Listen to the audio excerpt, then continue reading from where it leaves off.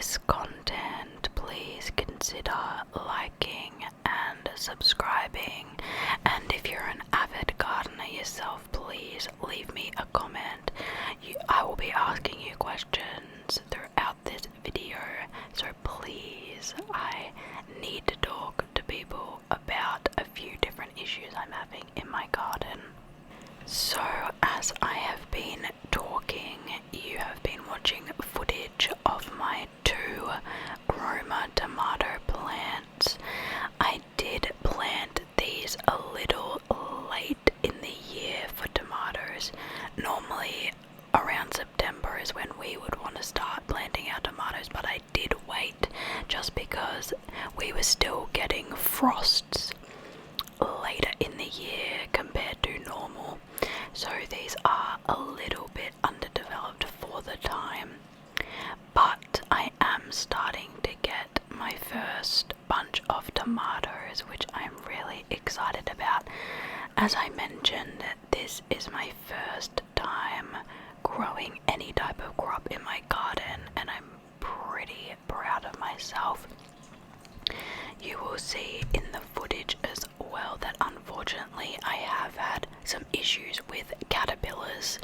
I don't know where they come from, but every now and then I'll come out and find a new leaf with a hole in it, so I know that they're about, and I do pick them off, but they do seem to like to come back. Don't know where they're coming from, and I don't really know what the best non-pesticide method of getting rid of them are, which is a bit frustrating. I have lots of little flowers on this one. I'm just waiting for them all to turn into tomatoes at this point, which is so exciting. I can't wait to have my own little tomatoes that I grew myself. Right next to my tomato plants, I have a little planter, and that has both capsicums and chilies in them. I'm waving to you here in the mirror, and ignore the rubbish in the background, but here I have capsicums at the back and chilies at the front. I don't really like the setup that I have going for these at the moment, but because they are further along, I am not going to replant them. I'm just taking some of the yellowing leaves off because I don't want my plants to use that leaf and put energy into keeping it alive when it needs to be focusing on the fruit. These are specifically Delight capsicums, and I am getting some flowers showing through. Some of the leaves have these little black spots on them, and I'm not really sure what that is, but for the most part these plants seem healthy. As you can see, they have lots of flowers, and some of them are turning into the actual capsicum part, as you can see there, but you can also see the black on the leaves, and I'm just not 100% sure what that is. I also have a bottle there that I've cut the top of, and you'll see this around in different planters, and that is so I can pour water directly into that bottle, and it penetrates the roots more deeply than just watering the top. I found that's a really effective way to get the most out of watering my plants. The chilies at the front are yet to bear any semblance of a fruit, so we will keep an eye on those and hopefully they will come through soon. But really, we haven't had a lot of good temperature for growing, which is sad, but fingers crossed. The next plant that I have to show you is an olive tree. I don't know what exact type of olive tree it is because I didn't keep the information when I planted it, but this has been in my garden for about 3 or 4 months. I have it planted currently in a planter that has rolly wheels on the bottom. This way I can move it around my garden, especially because olive trees like to avoid strong winds, so I do have that option, which I find really convenient. You'll see as well that I have these wine bottles in a few of my planters, and they're dipped upside down with a little terracotta. I'm not too sure what you would call it, but it's like a little spur, and you stick that into the ground. It's similar to the upside down bottle method that you saw in the last planter, and it's just a way of regularly watering deep down in the roots of the plant. It's sort of like a self-watering system because you just have to fill the wine bottle up and then leave it until it's empty and it will water your plants for you. This olive tree was going crazy, but I have recently given it a trim just because I want to keep that momentum going. So some of it has started to grow back, but for the most part you can sort of see down the base where I've put the old leaves, but I just needed to give it a trim back to encourage growth in the springtime. I did it a little bit late, but that's okay. She's still going strong. Next to the olive tree, you can see this little barrel, and that actually has my pond plants. Now I have two of these in my garden and I really love them. Basically, I wanted to have a little pond, but I didn't really know how to go about it, so I found the best way is to sort of do it in these barrels. Now, the pink and green plant that you see, that is called a rainbow parsley. It is an aqua plant and you can actually eat it. Aqua plants usually need at least 4 to 6 hours of direct sunlight a day. So this one, as you can see, is going crazy because it does have heaps of sunlight, and it's also trailing land, as you can also see. Next to it, I do have some golden creeping Jenny as well, but it's quite hidden. And I also have some Mazus blue. It is meant for the edge of a pond, but because this plant isn't that deep, it's doing just fine. Earlier in spring, it had the most stunning purple flowers on it, but it's a little bit too late in the year at the moment. There is one left that you can see. It's like the most stunning colour. And I do also, just in there, you saw before, add a little, tiny little water lily, which I don't think will grow any flowers, but is quite cute, the little leaves. I do love this little pond, and I think it's such a fun addition to my garden. Obsessed. Moving around to the other side of my garden now, I have this fragrant blue Hosta. This is the most recent addition to my garden, and it has already been eaten by caterpillars, as you can see in that leaf down below. But for the most part, I think this is such a fun, unique plant. It can be indoors as well, but it loves the sun and summer, so I've put this one outside. It's super drought resistant as well. That's why this one is looking pretty in my garden. You can sort of see the next plant here in this clip, but the next plant that I have here is called Starry Night. I believe this is an Australian native, and it is such a good plant.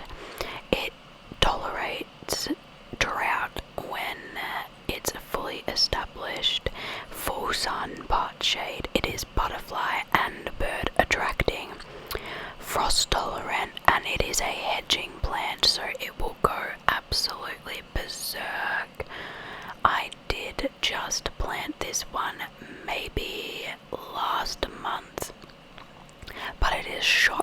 since I planted it was maybe half the size when I first put it in this pot, and now it is growing strong.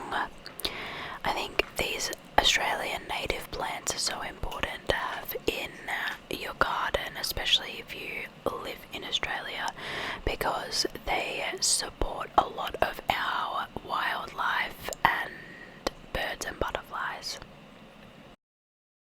Moving along, and the next plant here is just some common rosemary. Again, this one has the self-watering system in it, and I wanted some more herb and food-based plants that I could pick whenever I need. So currently, anytime I need rosemary for my cooking, I will come out and harvest some. This plant is also relatively new. It's drought tolerant as well, which is great for the Australian summers. I obviously do water my plants as much as I possibly can, but still it's good to know that a lot of the plants I have will survive if I forget to water them, which can be an issue sometimes. This plant should shoot up as well. I've put it in quite a large pot and it has plenty of room to grow. Like I said, I just love the idea of coming out and picking some food and being solely reliant on the food that I grow myself, so it's really great to have some herbs and other vegetables growing in my own garden. The next plant I have here is another Australian native plant, and it is called the woolly bush. Aptly named. I'm just picking out a little weed here. This plant, it looks spiky, but it's actually quite soft and it's so inviting. These are usually hedging plants. They grow into great big hedges, and I love it because it sort of looks like a pine, but it is native to Australia, so it's much more suitable for our climate and also our animals. I just think this one is the cutest little plant, and I can't wait for it to shoot up. This next plant is an Osteopermum. These are the most beautiful purple flowers. I have had some issues with these. These have been repotted twice, thankfully. I managed to save them the first time. They were quite root bound and the water wasn't getting to the main roots. And they really started to die off. All the flowers started to die. So I thought, let me please try and save it. So I've put it in this bigger pot, and since then, this is the second bloom that I've got from them this spring/summer, which is awesome.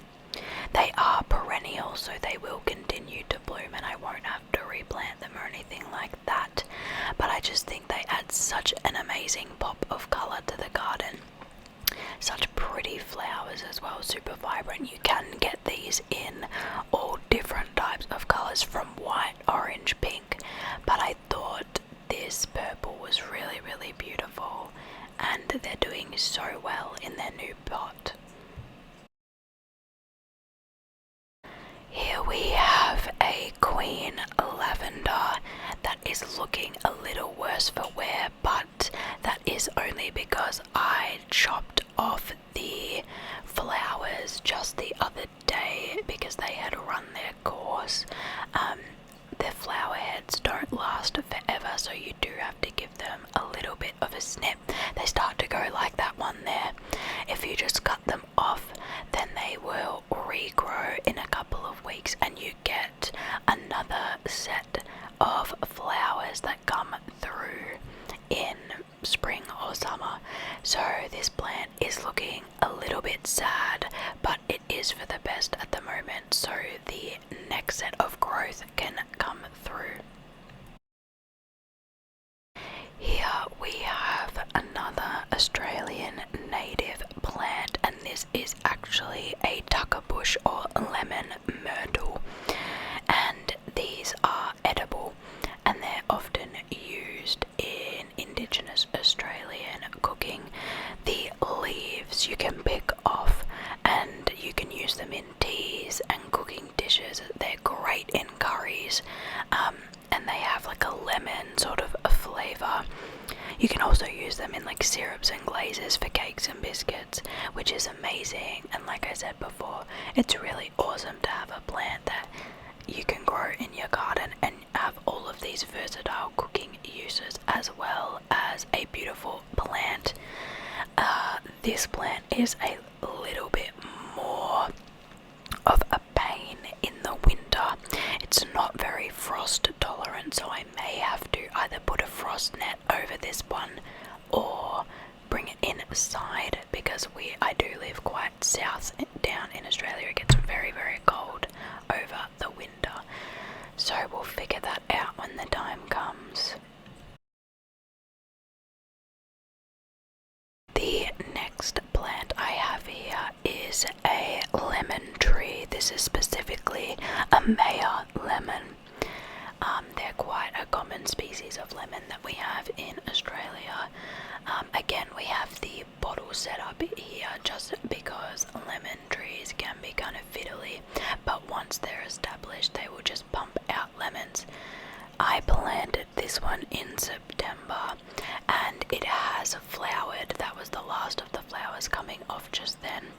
And I'm so excited to say that at the back we have some lemons growing.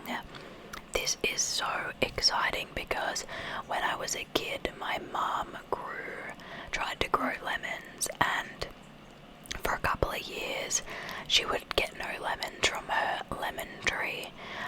And this is my first year and I'll be having lemons, so I'm just very happy with the growth of these. When I came out the other day and saw that there were little lemons growing, I was like, yes, this is awesome. I'm not too sure when they start becoming ready to harvest, but I think in April, May they should start. And it's kind of weird because lemon trees in Australia, especially in Victoria, they often produce lemons year round just because our climate is so strange. So it's very common for you to be walking down the street at any time of year and people will have baskets and baskets of lemons for you to take because they're just overproducing so many lemons. I do hope that's the case with this tree, but we'll see how we go. These next plants are all planted directly into the ground. And first up here we have a pink lady Greyville. They produce the most beautiful but spiky flowers. Also, I need to do weeding, so don't judge all of the weeds. This plant here has had her flowering for the year, but she is a blue spire pectranthus. These ones come with the most beautiful flowers. This is a classic Australian native kangaroo paw. She is pink, she is beautiful. And next up we have a bay tree, which have bay leaves, which are quite common in Indian cuisine. This one has gone berserk this year, and again this is one of those ones where I can just come out, pick some leaves for my cooking and continue on with my day. I forget what the grass there in between these two are, but the one at the back there, it's called an up and away because it just goes up and away. It is a great screening bush and it has these beautiful red leaves that turn green once they've matured. This one has gone berserk since we've put it in, but I love it, it's so cute. Next to the up and away tree here, we have my first ever pumpkin plants. These are butternut pumpkin plants and I've recently just put them in maybe 2 weeks ago. I got this little planter and set them all up.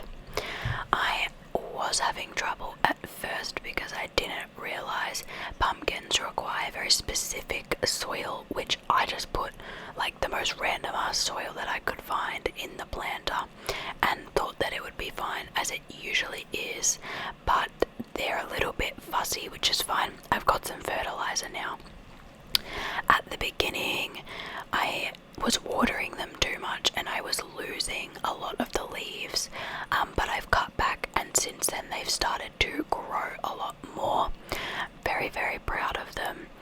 I'm still a little bit unsure about how these will go because I just feel like I'm not 100% fully around how to grow these when they need to be harvested, or sort of what to do to look after them. But I'm definitely more confident than I was at the start. I'm really proud that they've sort of come up a lot more than they were when I first planted them, and I'm really excited to hopefully have pumpkins. Moving over to my windowsill plants now, I have another Queen Lavender. I have cut these ones back, and these are the new flowers. So as I said before, it's super important to cut off the dying ones to allow the new growth. You can see they're very, very vibrant. I love these ones. It's such a pretty windowsill plant. Next to it, I have a Dwarf yellow Broom. These are long flowering, but I think they flowered for maybe 3 to 4 months, and they've started to die off now, which is quite sad. But they are this really, really vibrant yellow flower that looks amazing next to the Queen Lavender. My cats like to sit on the bed that you can sort of see in the background, and they'll just look at all the bees that come up and go around the plant, which is super, super cute. I think these two plants work really, really well together, and I can't wait for them to bloom again next spring. Here we have another pond that I have set up. This one's also just in a little pot, and there's 2 different types of creeping jennies in here. There's a golden creeping jenny, which you can see is like the lighter colour, and then a traditional creeping jenny. There are some things wiggling in these pots. Realistically, they're probably mosquito babies, but I hope not, just because the water is stagnant. I do need to get like a little pump to get the water moving, but overall these have gone absolutely berserk. They are creeping plants, and they've started to come down the side of the pot, and I think it does look really, really beautiful. I do love it. I just need to deal with the mosquito situation because we do not like mosquitoes in this house. The last plant I have here to show you is looking a little bit worse for wear. You're probably like, what the hell is that? But this plant is actually called a billy button, and I love these. These are Australian natives as well. I have just harvested the 2 billy buttons that were growing, but I think I will plant these in a bigger pot so we can have more billy buttons next year. I have filmed in the next shot will be like what the billy buttons look like, but if you haven't heard of these before, these are seriously the cutest plants. They're super whimsical, super cottagecore, and they do also dry down. And I'm not too sure what the plant is at the back there, sorry, I'm just skipping it. These are what the tops of billy buttons look like. They are so freaking cute. These, as I was saying before I was really interrupted by myself, these plants dry down to make the most gorgeous dried flowers. They essentially dry down to look exactly like how they do now. I just think these are so cute, and they make the most beautiful sort of ornamental flowers. Here is a close-up of what they look like. I did probably leave these ones on the plant a little bit too long. They've started to dry out, but otherwise they are such beautiful flowers. The last thing I wanted to show you in my garden is the beautiful tree we have here in the corner. I'm not too sure exactly what type of tree this is, but it does flower. We have a little bird's box there in the back and some wind chimes. It makes the most beautiful sound when the wind comes through. You can see as well that the bees are buzzing around, and it's just the most beautiful tree to have in the backyard. I think what I like most about my garden is that it shows you that we live in quite a small space, but we can still make something of the space that we have and really try and add as much nature into it as possible, which I think is really beautiful, and it definitely brings me a lot of peace being out in my garden. And with that, it brings this video to a close. If you enjoyed, please give this video a thumbs up and don't forget to subscribe to my channel. Thank you so much for hanging out with me, and I will see you guys